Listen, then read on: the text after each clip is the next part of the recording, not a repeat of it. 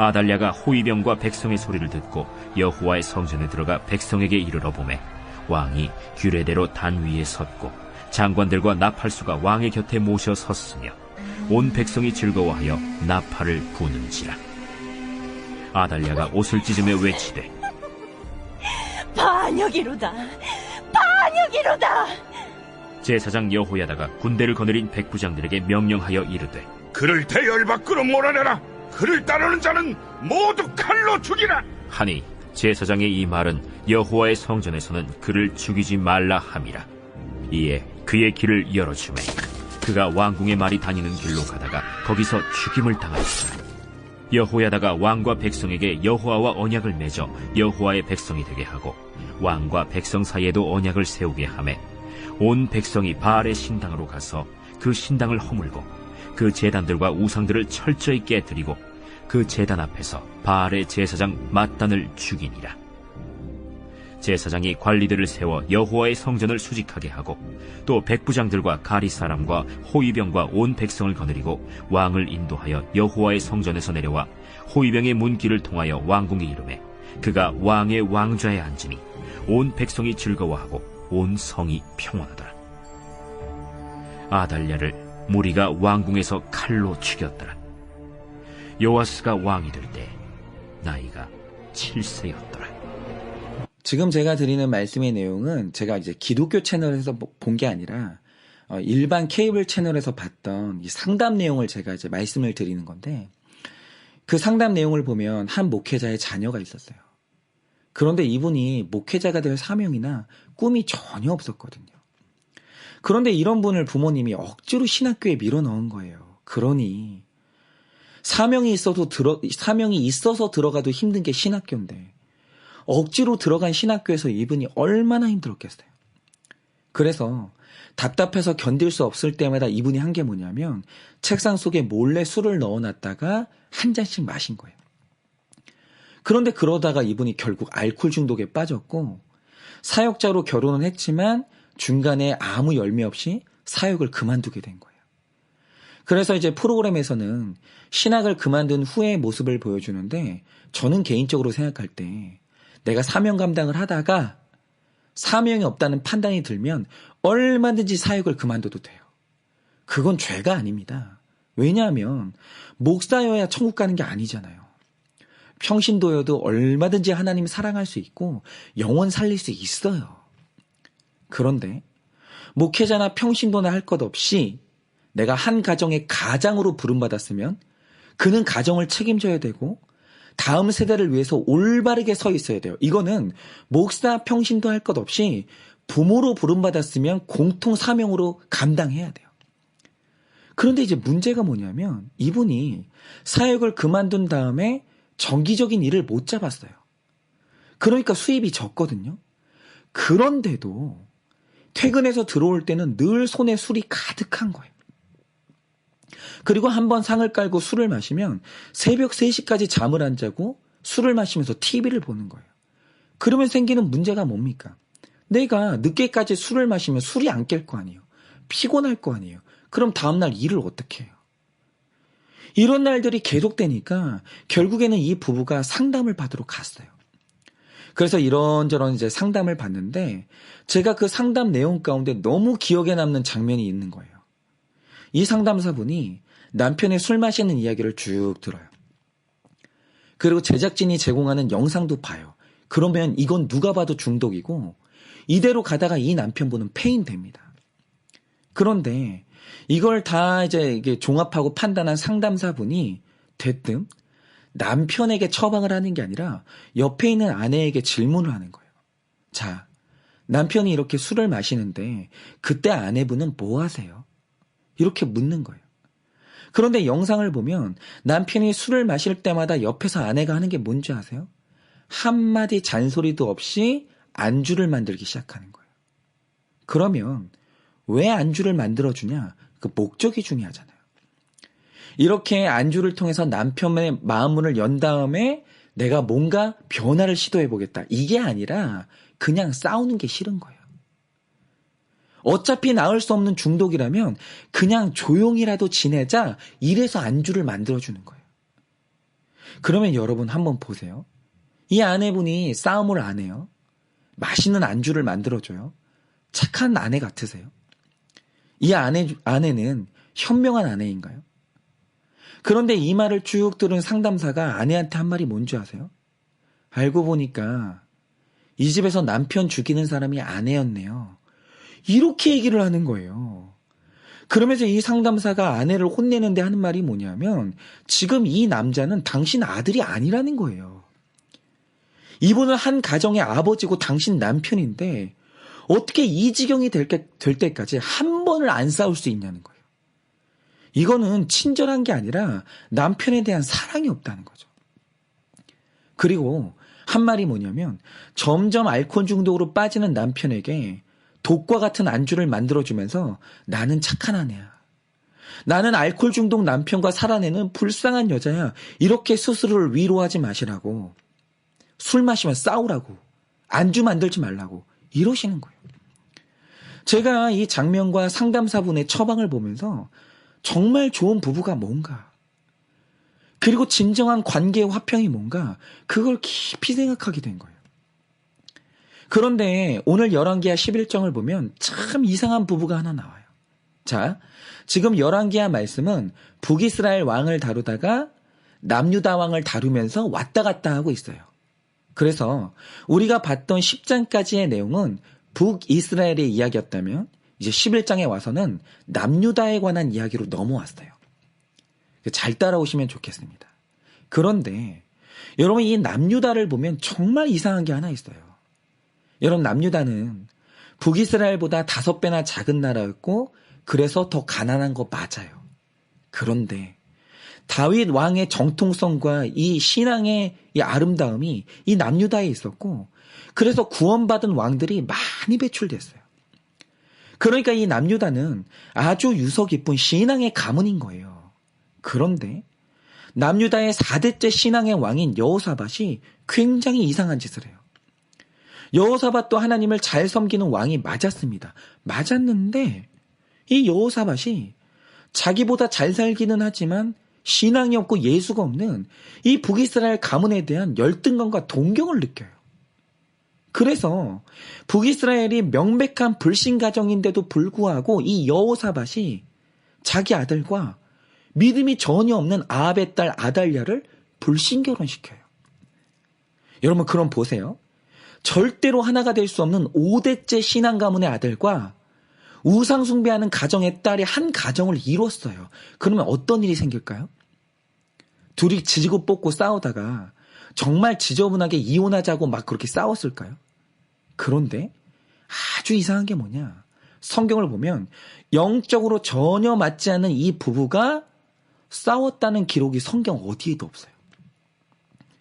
그러니까 영적으로 완전히 다른 둘, 한쪽은 천국 가고 한쪽은 지옥 가는 이 부부가 육적으로는 궁합이 기가 막히게 맞았다는 거예요.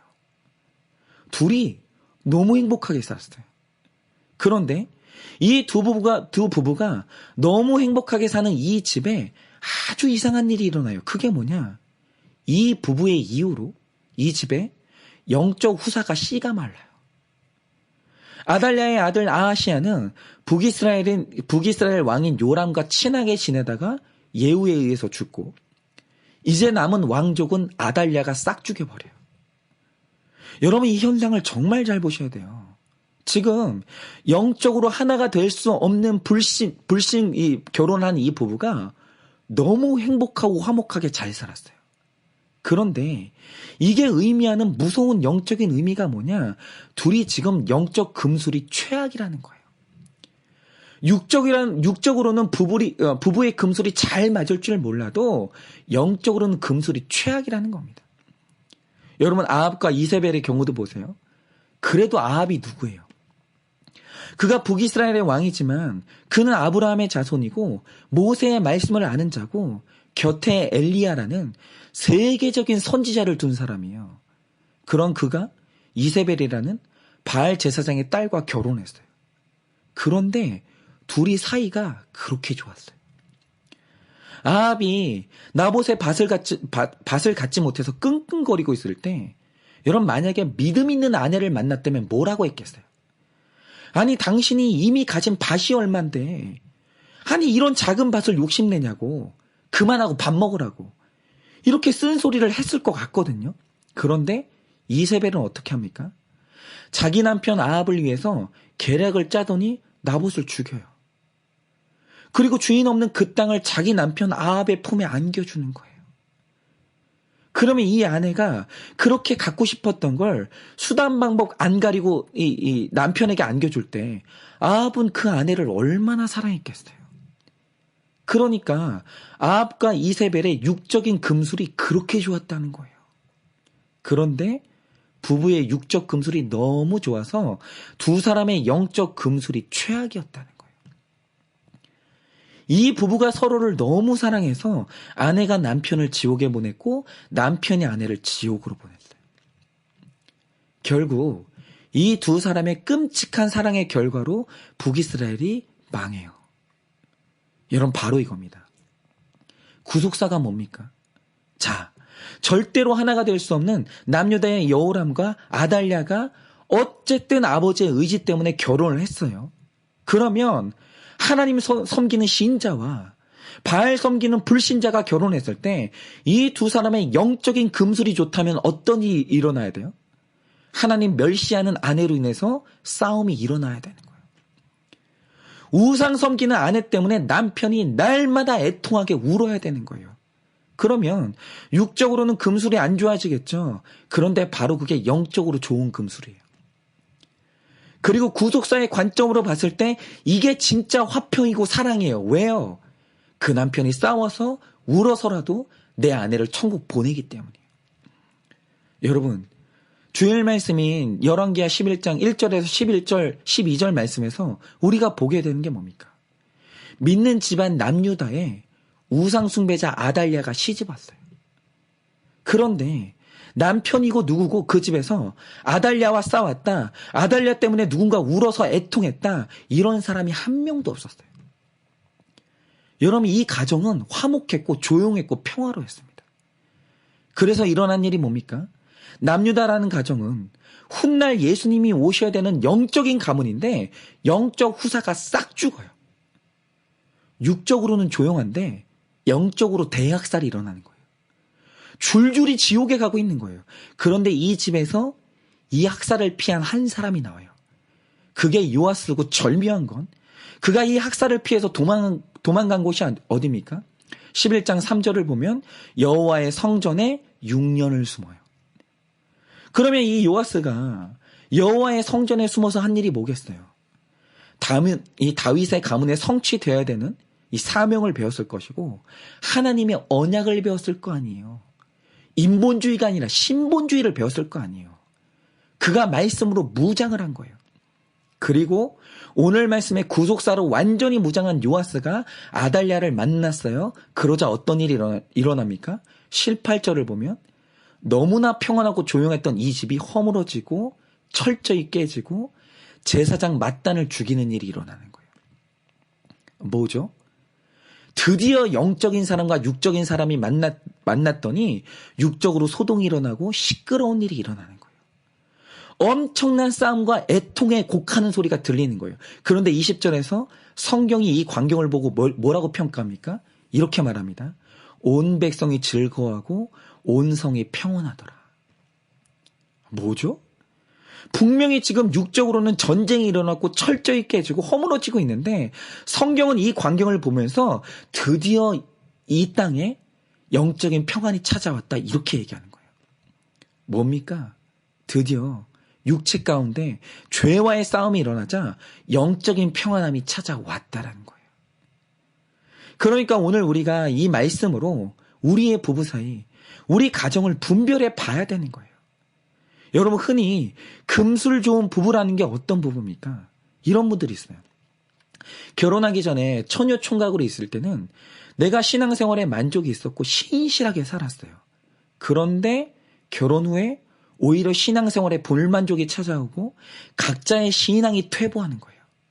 그런데 이상한 건 영적으로는 죽어가는데 그런 가정의 특징이 뭐냐? 육적으로 너무너무 화목한 거예요. 육적으로 취미가 맞고 싸우는 일이 없는 거예요. 이게 뭐냐?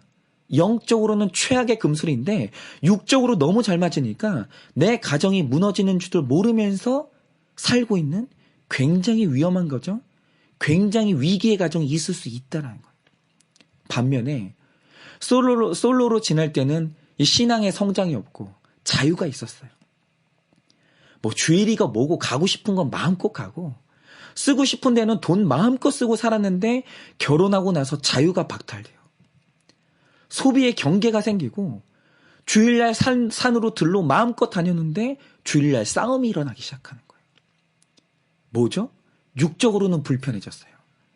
그런데 영적으로는 더 거룩해지고 신앙의 성장이 생기는 분들이 분명히 있다는 거예요. 그런데 육적으로는 싸움이 일어나고 불편해질지 몰라도 바로 이게 진짜 평안한 가정이고 영적 금술이 최고로 좋은 거예요. 여러분 저희 가정도 마찬가지인 게 제 아내와 제가 구속사를 몰랐을 때 저랑 제 아내랑 싸우는 일이 없었어요. 얼마나 사이가 좋았는지 몰라요. 그런데 구속사를 알고 나서 제 아내가 이상하게 똑똑해지더니 저랑 싸우는 일이 많아지는 거예요. 제가 지난 토요일에 어떤 일이 있었냐면 저희 이제 교회가 지금 국가에서 뭐 소모임 금지가 이제 풀리면서 다시 훈련이 시작됐습니다. 그래서 제가 토요일에 한 팀 양육을 했어요. 그런데 그날 훈련이 깊어지면서 이렇게 늦게 끝나게 된 거예요. 그런데 제 일정이 토요일 일정이라는 게 원래는 이 토요일에 저는 이 월요일 새벽 큐티 설교를 미리 준비하거든요. 그런데 제가 훈련을 하고 집에 늦게 들어오니까 너무 몸이 피곤하면서 설교 준비가 너무 부담이 되는 거예요. 난 다음날 주일 사역도 해야 되는데 그러니까 토요일 설교 준비를 하려고 하니까 너무 힘드는 거예요. 그래서 아내한테 한 말이 뭐냐면 여보 나 훈련 기간에만 월요일 큐티 설교를 좀 쉴까? 이랬어요. 그랬는데 제 아내가 하는 말이 뭔지 아십니까? 아니 그동안 큐티 못하다가도 월요일에 새로 시작하는 분들이 얼마나 많은데 그런데 월요일을 쉬냐고. 안 된다고. 힘들어도 하라고. 혼을 내는 거예요. 그래서 제가 오늘 이 설교를 준비한 거예요. 그래서 오늘도 여러분들이 이 설교를 듣고 있는 겁니다. 왜냐하면 저랑 아내랑 싸웠거든요. 여러분 뭐죠? 배우자의 거룩이 무너질 때 아내나 남편이 그것과 싸우면 영적인 즐거움과 평온함이 임하는 거예요. 여러분, 여러분의 가정은 육적인 평안함이 아니라 구속사적인 관점에서 여러분 가정과 부부관계 금술이 좋으십니까? 여러분의 부부관계는 구원의 관점에서 평온하십니까? 여러분 오늘 하루 우리 가정에 거짓 가운데 들어온 아달랴가 있다면 여러분 그것과 싸우셔야 돼요. 내 아달랴와 금술이 좋고 평온하면 절대 안 됩니다. 내 아달랴와 싸우는 결단을 통해 우리 가정의 우리 부부관계 가운데 영적인 즐거움과 진정한 평온이 찾아오는 그 축복이 임하시기를 예수님의 이름으로 축원을 드립니다.